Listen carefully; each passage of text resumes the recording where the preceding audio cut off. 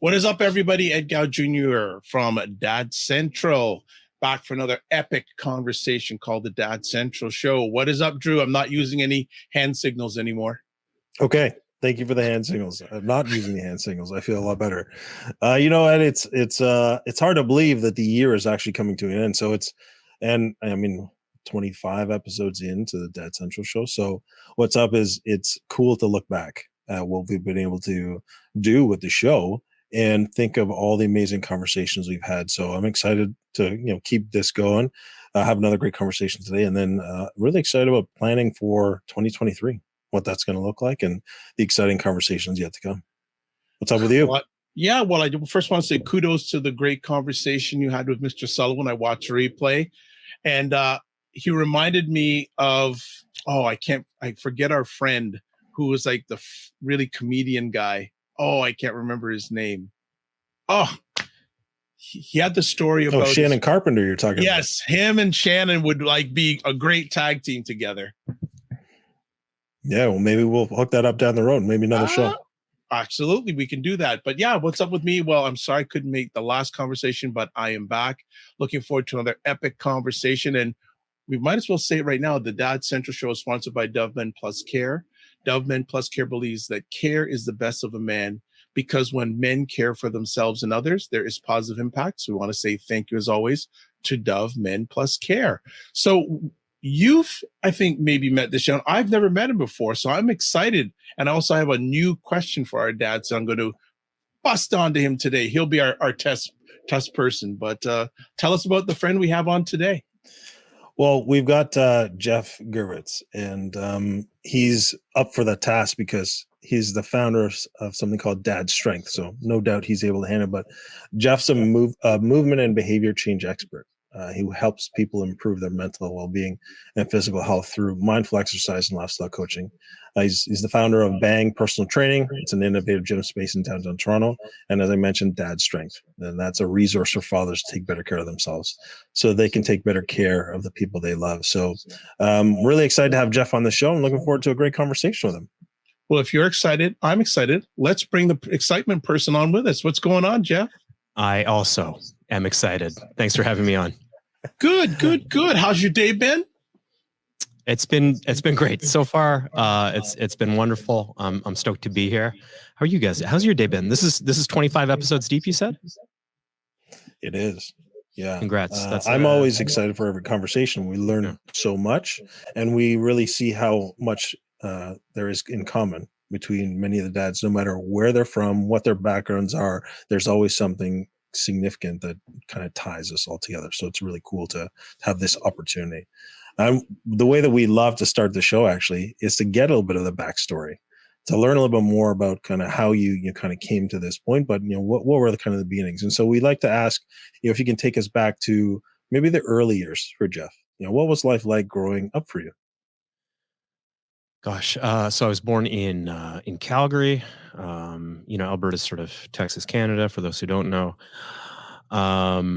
One of four. I've never heard that reference in a long time. I have heard it before, but that's a very interesting reference. Yeah, grab yourself an F-150 and go to town. It's so Calgary's great. It's beautiful. It's lots of green space near the Rockies, which is really incredible. Anytime I'm near the mountains, I'm just kind of filled with this sense of awe. So that part I miss. But I've been in Toronto for 20 years and feel very home here. So I mean, growing up, I sometimes describe myself as kind of a pissed off kid, and I don't mean like an angry teenager. I mean like an angry toddler.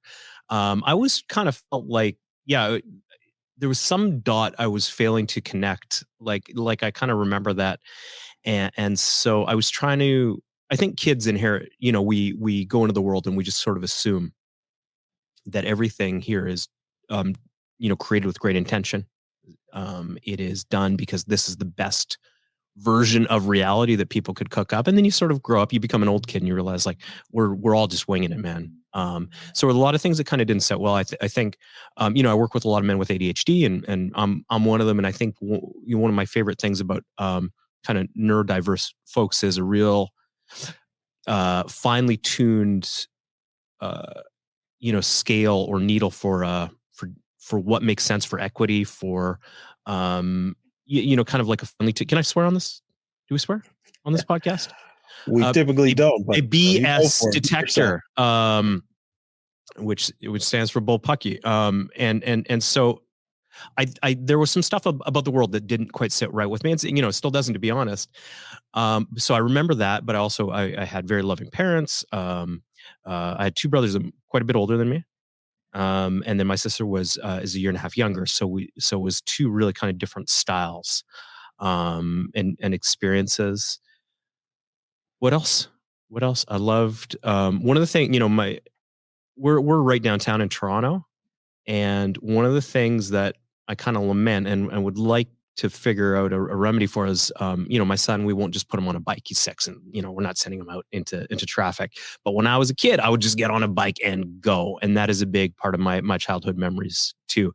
I love to even like get lost and try to find my way back. So those are some of my earliest memories. What was family like? Because it sounds like there are a few kids going on, parents, etc. So it sounded like it wasn't a quiet household. No, it wasn't a quiet.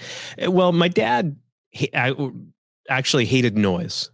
So he was very reactive to noise. And so we learned to move like ninjas. He once famously yelled at one of my older brothers for buttering bread too loudly. And you mean toast, Geoff? I do not. So and I actually remember being a teenager, and like I used to go hang out at a friend's home, and his parents said, we don't like that kid. He's too sneaky. He's always sneaking around the house. And I realized like I had just learned to go up and down stairs silently without making anything creak. I'd learned to put cups down perfectly even, perfect distribution of gravity and force. So my dad, that's a thing that sometimes where people have certain sensory sensitivities, and that was one of them. So that sort of shaped. So we would have been loud, except but there was lots going on for sure. Well, I mean, that's really interesting, especially the noticing as you were around someone else's family in another house, and they're like, hey, he's sneaking around, but really you just adapted to your environment. So I had no idea. That was me trying to be courteous. After that, I made a point of like clomping down the stairs. It was really funny. But it didn't occur to me that other people didn't do that, or it wasn't, that you didn't have to be quiet. You didn't have to move like a ninja through somebody else's home. Right. Yeah. But I would imagine that would be interesting to kind of grow up in as a kid, right? That's not typical. But I'm curious to know more moving forward into your home, and you've got a 6-year-old son.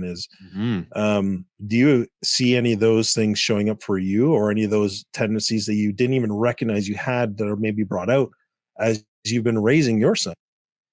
Yeah. I mean, I have ADHD, which would be shocking to nobody, who met me at any point in my life, but it wasn't diagnosed till I was 45.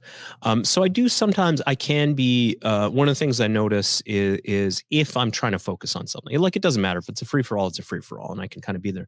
But if I'm trying to read a book or something, getting pulled out, there's a lot of work to go back to focus. Like I feel that maybe, I always say like ADHD there's nothing in my experience that anybody else is lacking, but sometimes in ADHD it's sort of heaped out in bigger doses. So I'll notice, I'll get cranky if I have to keep returning to focus. But I also try to be, I think the way we all parent is sort of a reaction to the way we were parented. And so I try to let a lot of stuff go and really pick my battles. There's a lot of stuff where we feel like we have to be the boss or we have to be in control. And those are good things to notice, but very seldom are they actual. Like they can feel true, but very, very seldom in my experience are they actually anywhere near accurate. Cool. Let's move on a little bit. Let's hear about your journey to becoming a dad. What fears, hopes, or challenges came up in the process, and how did you manage them, and how are you still managing them when they come up, because they never end? They never end. Yeah.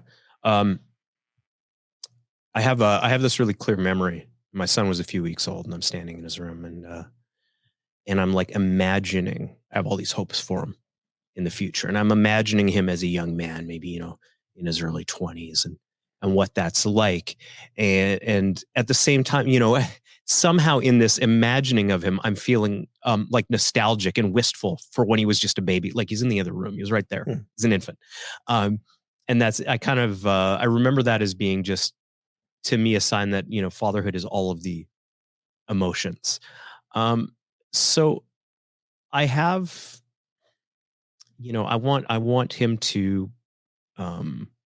have a wonderful life, as much as what, we can control.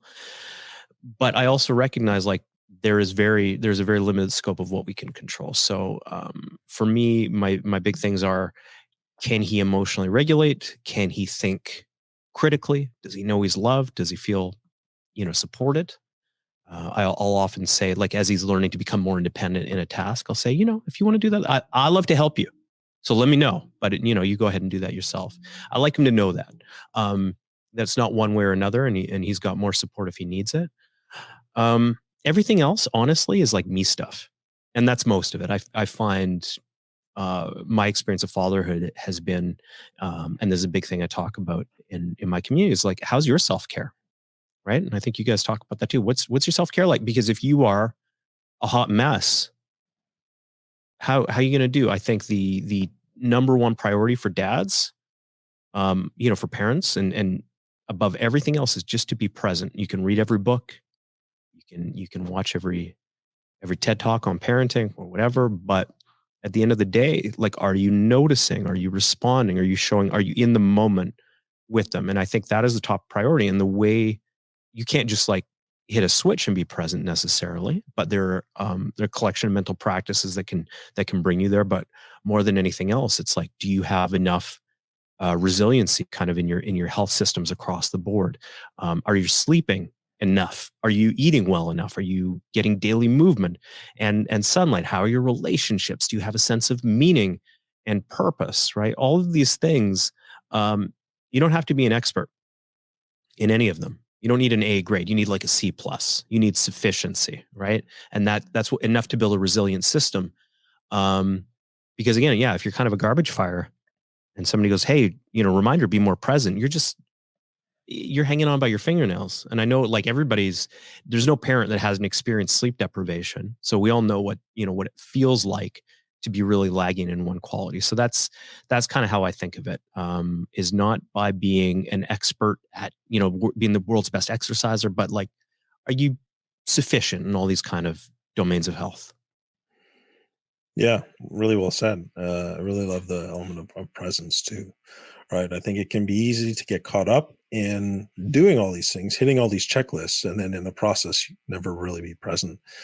So I'm curious to know, as somebody who is then diagnosed with ADHD, and you're an entrepreneur, you're running your own business, whatever other elements in your life are pulling at you, how have you been able to engage and be present in that process yourself? Yeah. Well, I can tell you how not to do it, because I've done Okay, that yeah, too. tell us. That, Yeah. that was actually another question. Am I, have you found it a challenge to do that? Yeah. Well, it, like, if you want to crash and burn, follow my simple 5-step program. I don't know how many steps there are in this program, but the first one is to write an exhaustive to-do list. Just like rack up as many items as you can. Make sure, like, it's more than you could ever finish in a day. And it requires every minute of your day to be on. If you take an extra bathroom break, it's going to throw this away, and so that should be super stressful, right? Make sure that you're exiting your day like overdrawn and out of energy, with nothing left.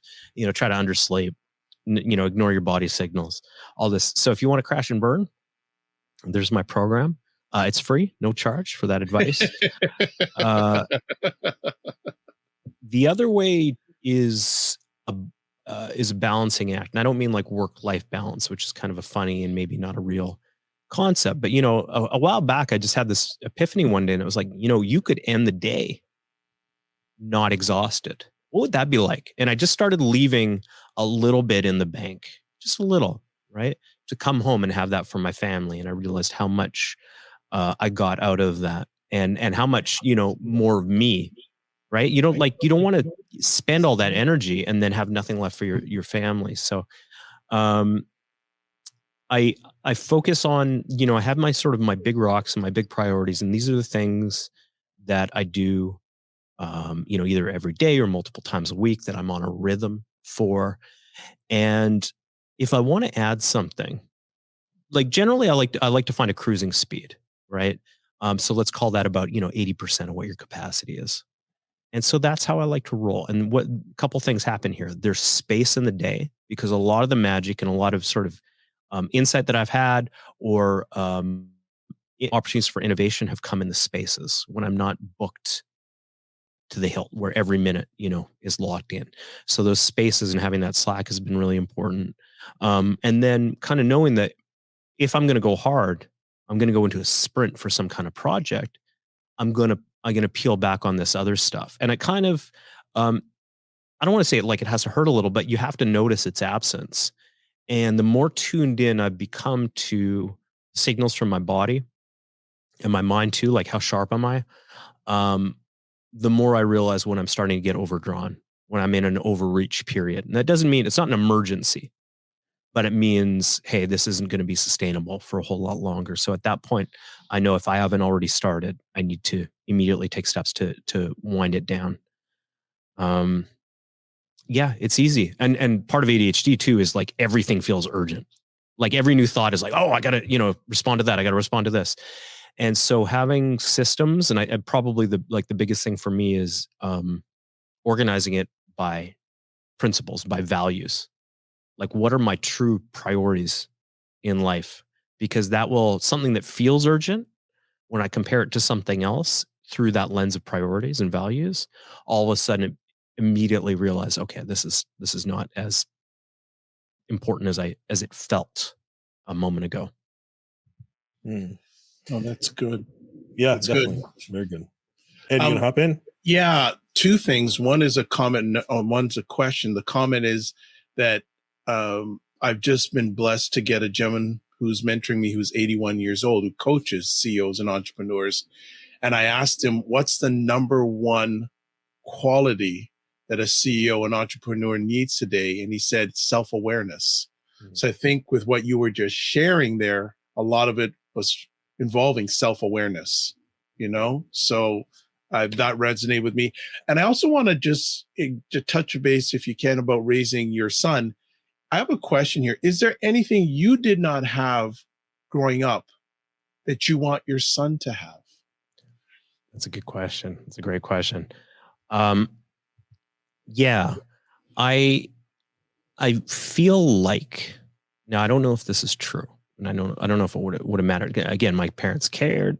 They made a lot of efforts, but I always felt like because distractibility is such a big thing for me, and in particular because the environment we live in now is actually designed for distraction. Like your attention has been commodified, to be clear, right? So we live in an inherently distracting environment, and I wonder if, when we think about future-proofing our kids and giving them the most fundamental skills, I wonder if the ability to concentrate, the ability to focus, is not at or near the top of the food chain.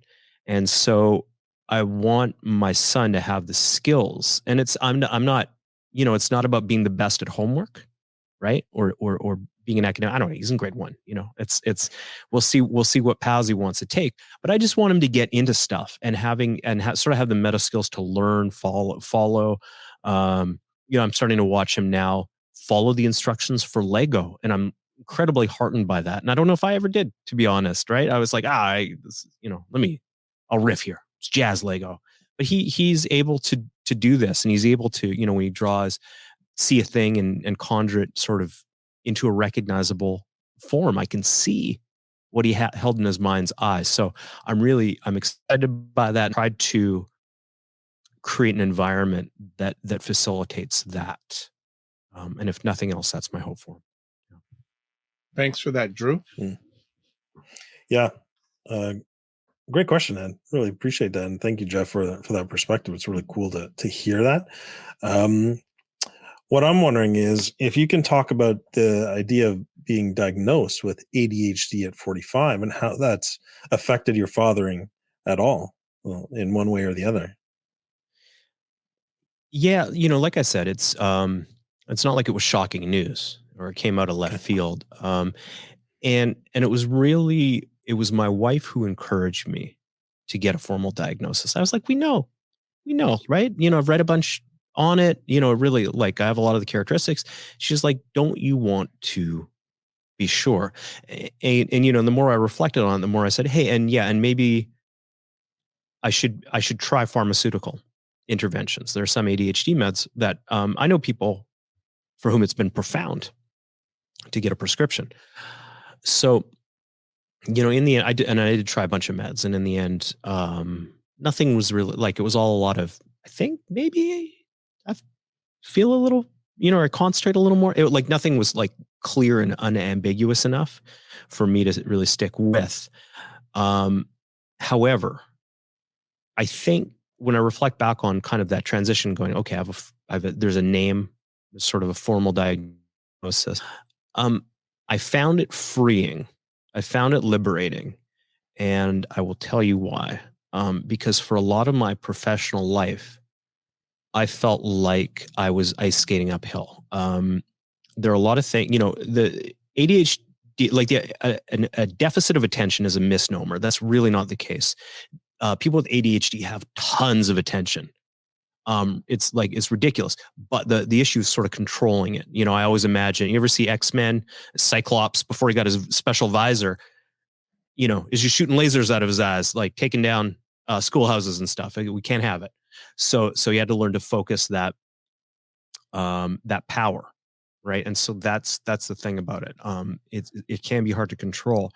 And so sometimes on a fairly mundane admin related task, for example, it just felt like Kilimanjaro. Like I could do it, and you can always get it done if it, especially if it's like really important or salient, like you're in a time crunch. But the amount of effort required is so disproportionately high. Problem is this: it takes you away from what your unique strengths are. Everybody's got special stuff if we dig into it, but I find that neurodiverse people, in particular, um, if we dig in, if we really look and kind of cultivate this stuff, have some really special gifts. But if you're spending all your energy on other stuff, just trying to play catch up with a neurotypical world, it's really exhausting. And I kind of just finally felt free enough to go, oh, let me delegate this. Let me say no to this. Let me just find another path to doing this so I can spend more time in my areas of unique strengths. And first of a sudden work became a lot more energized, a lot less exhausting. And I was spending more and more time doing things that only I could do. And to that's been a really important inflection point. And I would counsel anyone to, within the constraints of their working life and their environments and everything else, do whatever you can to build a wedge, buy yourself a little bit of time. And the other thing I'll say about that is I also felt guilty because this was stuff I wanted to do. I didn't just like feel good at it. I liked doing it. And I was like, who am I? Who am I to do this? Right. Um, get over it. Like, you're you to do this. And it really makes a difference when you can lean into that stuff. So, I would just encourage anyone to just start to shift things a little bit and seeing what they can do as they continue to develop these unique abilities. Mm, The yeah. stuff you want to go on, Drew, or you want me to jump in Yeah, here? I'd love to hop in here and maybe, because what I'm hearing, and Ed mentioned it before, is this idea of self-awareness, but even some others' awareness. And really, as I think about it, it's like creating this idea of inner strength. And you use terms like superpower and those things. So to me, yeah, that this totally ties in with which. So I want to pivot and talk then a little bit about, dad's strength. Like that's your new approach. That's a podcast that you've got. You've got a community building around dad's strength. Mm-hmm. Maybe can you tell us the story of how did dad's strength come to be, and then what's your goal? What are you trying to achieve with dad's strength? Dad's strength early days was just, my wife was pregnant. I started tinkering with this project, and it was just, I just wanted to be a good dad, not a bad dad. Like I just wanted to show up. And initially, and so I'm not a parenting expert, I'm not an ADHD expert, but I'm a parent, and I'm an entrepreneur with ADHD. And so I kind of speak from my perspective about this. Um, the strength piece is sort of twofold. My background, I own a personal training studio in Toronto, and movement and exercise for me personally have been just absolute game changing in terms of my mental health. Right. And so, for anybody who's struggling with whether anxiety, depression, or anything else, I always ask the question, are you getting daily movement in? It doesn't have to be. You don't have to look like a pro power lifter. You don't have to look like a marathon or anything. Are you just moving? Are you checking in with your body? And building that kind of felt sense. So there's kind of technique and interoception, which is to say, just like, what do I feel going on in my body? So the health, and through years of continuing education and nutrition and exercise physiology and all this stuff. I speak to the what strength coaches would call organismic strength, which is just to say, like, what do you have in the tank? How adaptable are you as an organism? If we throw a bunch of random stuff at you, do you have an adaptive reserve? Can you respond to it? So physical strength is a component. It's one of many, right? And I just know that when we have sufficiency, like I was talking about before in different, across our health domains, you just have a more resilient person who's ready for more, and who's not over-indexed in any one area. We need some bandwidth. We need some extra. And the other part of strength, I really think about is community. And what I want Dad's strength to be in a lot of ways is a relational healthcare network. I think the pandemic tuned a lot of us into the fact that we're kind of isolated, and a lot of people are looking for not just relationships, but a real sense of connection, and for like our groups. And so I run coaching cohorts where we get on, and there's no small talk. I always thought I was like a hardcore introvert, and then I realized I just hated small talk. Right? We cut to these are very sort of meaning driven people who identify first and foremost as dads. I think this is kind of this generation, as far as I can tell, is really where we have the highest proportion of men who identify like that's a primary part of their identity. For forever, it was like, well, I'm a businessman, and I'm an avid racquetball player. I love a fine whiskey, and some like 4 or 5 items down the list, they're like, oh yeah, and I've got 4 kids, and it's like people are showing up first as dads, and these are my people, right? We're trying to do right by our kids and our partners.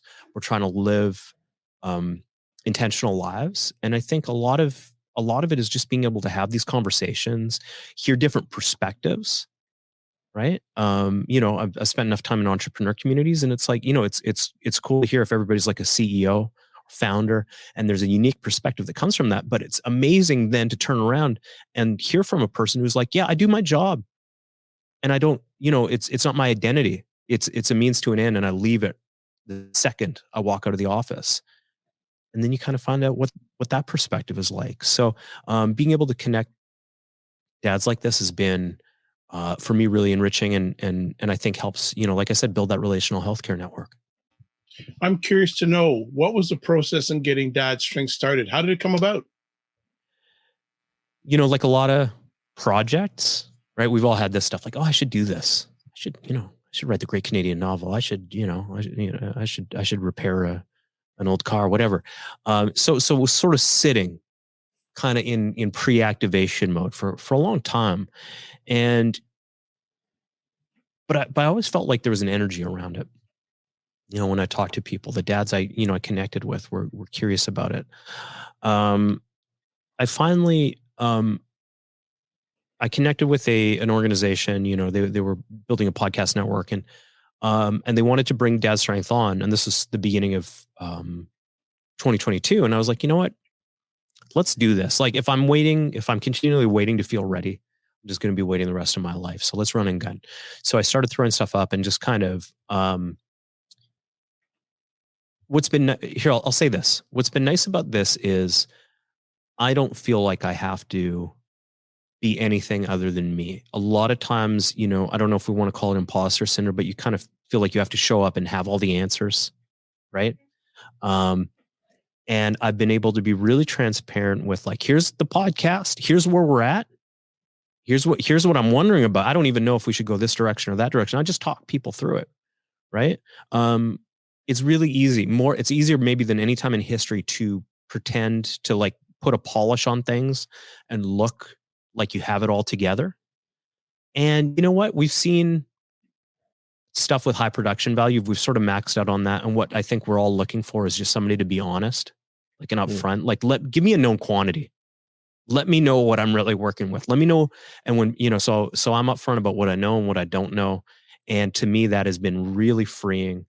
And it gives me the opportunity to not have to, you know, to pretend to be an expert. I ask questions. I learn, you know, so much from these other dads. And so, and as I've gone, I've just kind of recognized like, this is serving a need. You know, the other big question I've asked myself is you spend so much of your professional life going, oh, okay, if I could just get to this next level of, you know, of scale, or, you know, all these people want to, you know, exit, you know, find a great exit for their business or whatever else. I just said, let's skip to the end game here. Like, let's pretend somebody's just handed me $50 million. Okay, now what? And I think some people are like, you know, will instinctively just say more. I need gold toilets and super yachts. But for me and the people I connect with, you know, we're looking for meaning.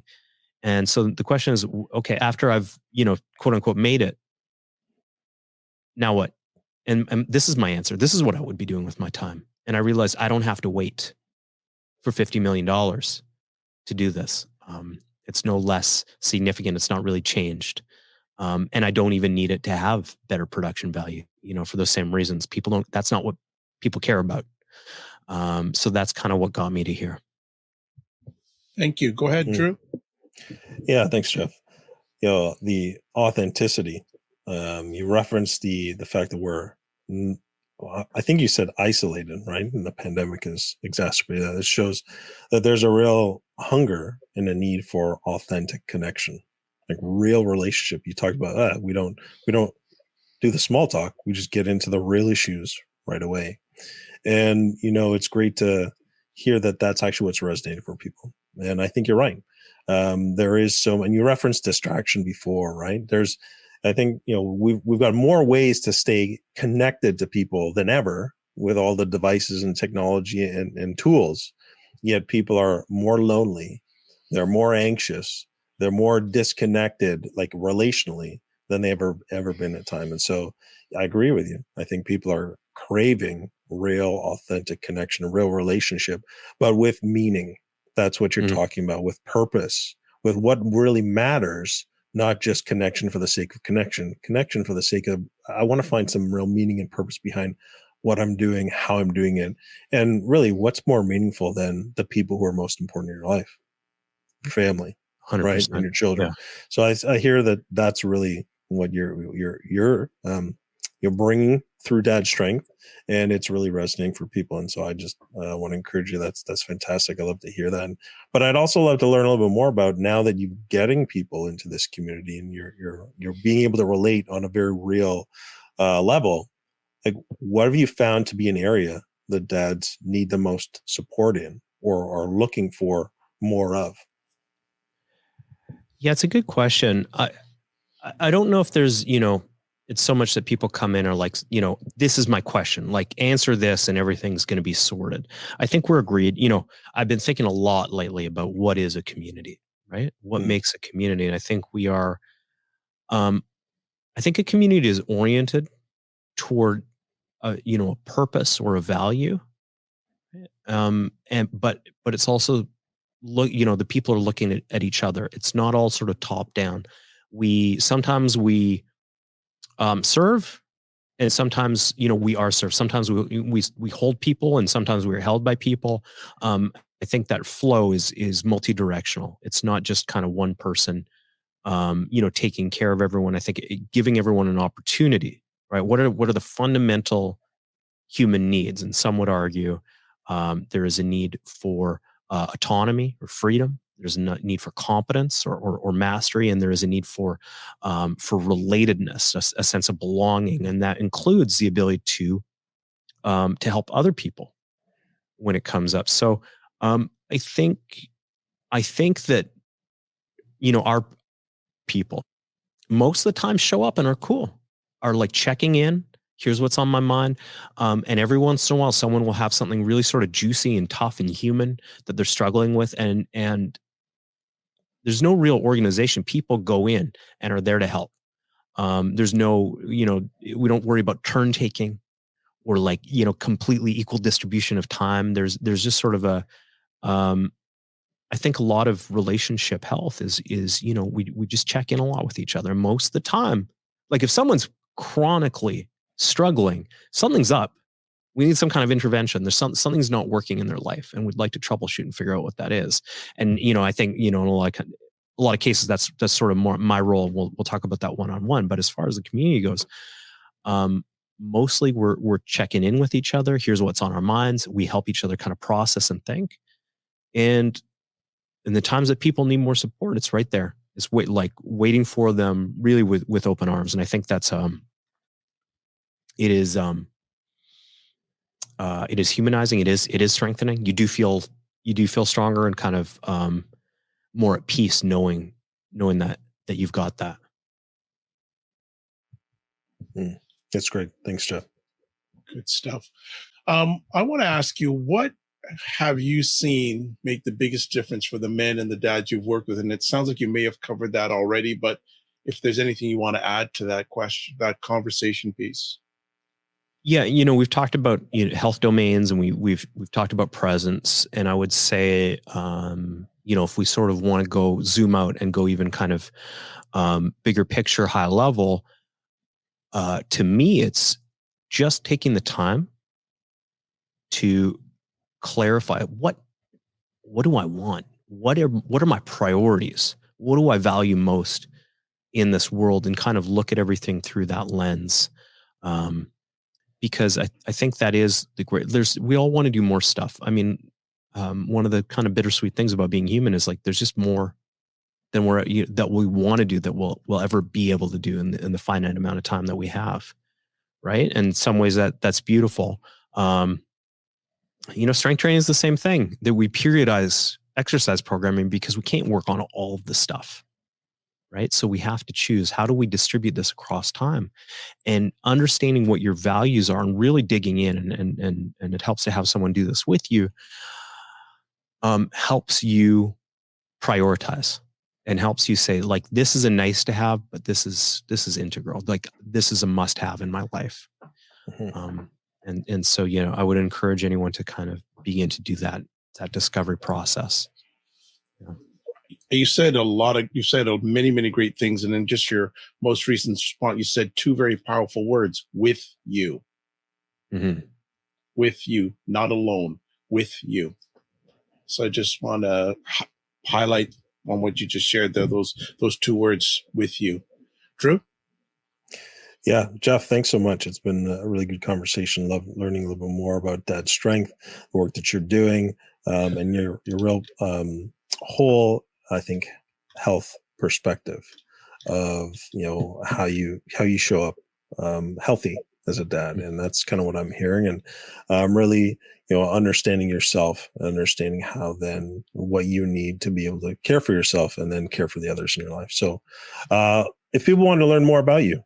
Hold on, Drew. Hold on. Ed's got his question. I've got two questions, quick questions. Okay, there you go. Because Jeff. I think on the go here, just taking the atmosphere and the temperature of, we say temperature of the room, is a digital room.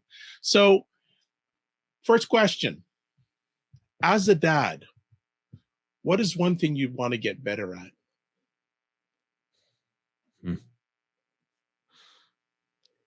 It's like, it's in my head, it's like everything, but you can pick one. I think, I'll say one thing. And I think every parent can relate to, hey, like, how was school today? Fine. Like, what'd you do? Nothing. Like, to really get better, and I'm, made some inroads, but like really figure out, how do I make these conversations salient to my kid? How do we really, like, in the same way, I'm ready. I'm ready to just skip all the small talk and get to the really juicy stuff. Like, how do I get better at doing that and have these conversations and kind of being able to engage deeply. So it's something I'm very sort of, oriented toward, and I'm working on it, but Good. I'll let you know when I master it. No problem. And my other quick question, what's your dad's superpower? Oh man. So I think my superpower in general is I'm really driven to understand. I'm kind of a restless soul, and I really like things have to make sense to me. And so I call it translation, but it's like, it's not from another language. I'm just kind of looking at, getting a felt sense of what's going on, try to understand all sorts of complexity, and then find a way to break it down into simple terms. So I'm an idealist, but I'm also super practical. Like, if we can't use it, like, your ideals are great, but like, if they're not applicable, I don't know what to do with them. Right. So, as far as it pertains to me being a dad, it means we get to discuss stuff. It means we get to talk through stuff, and I can ask questions. I'm still, I've been a coach for 15 years, so I know when, what prompts to use sometimes. Like, I feel like I have a little bit of an advantage there, and I know where to lay back and not come in with a solution, right? Where I know when he can kind of bridge the gap. And so, that I feel is one of the best things I do as a dad. Okay. Thanks, Drew. You can go. Thank you, Ed and Geoff. That's great. I love those questions, and I love, Geoff, your responses to those. So that's very great. So yeah, let's tell others where they can find more about Dad Strength. Come to dadstrength.com, and I just put up, I want to share this. I wrote a guide for partners of people with ADHD. So if you have ADHD, and sometimes it feels like you and your partner are speaking different languages, it's because you process the world differently. So I put a guide up to share with your partner so they can have better insight into how to communicate with you, what battles to fight, what battles to skip. So you can check it out there. You'll find it on the resources page. That's what I got. That's great. Thank you, Geoff. I actually have someone in the Dad's group that I'm a part of who has a partner, and he was also diagnosed with ADHD when in his 40s as well. And so I'm going to be sharing that with him. So thank you. Great. Thanks, guys. Well, thank you for everything you have, are, and will be doing. And you have a home here. So if there's anything we can help you in moving forward, we're all in this together. So we want to just say, don't just manage your time, manage your energy, and remember to give yourself grace. Nice. Thank you. You're welcome. Thanks for making us better. Be well. All right. It's take home time, Drew. Take home time. Yeah. Well, I think Geoff summarized it at the end when he said, I'm very much into understanding things. And so I think I heard that throughout the theme of throughout his time sharing with us is, a deep understanding of yourself is what he really shared. And then from that place of understanding of yourself, like how do you then take action? How do you make daily decisions that are going to match with your priorities, the things that are important that you know about yourself and how you need to show up in the world, and then see the results from there. So that's really where the work begins. And so, yeah, that's my takeaway from the conversation. I'll make it short and sweet. Just piggybacking what you're saying, self-awareness, make a decision, take action. You should trademark that. That's good stuff. I just listen and go with the flow. Intuition. Us coaches, we use our intuition. So I just flow with the intuition. But another great conversation. And as we close up, as always, we want to say to our family, the Dad Central Show is sponsored by Dove Men Plus Care. Dove Men Plus Care believes that care is the best of a man. And because when men care for themselves and others, there's a positive impact. And as always, we want to hear from you. We absolutely want to hear from you. So first things first, you can email us at podcast@dadcentral.ca. You can go to our website where there is a billions and billions of free resources. And then also you can watch and listen replays of these epic conversations at dadcentral.ca. So as always, want to say thank you for taking time out of your day, and also subscribe. I'm noticing more people are subscribing. So thank you so much. Spread the word. And as always, remember to give yourself grace and don't just manage your time, manage your energy, and look forward to seeing you next time. Be well and keep the faith.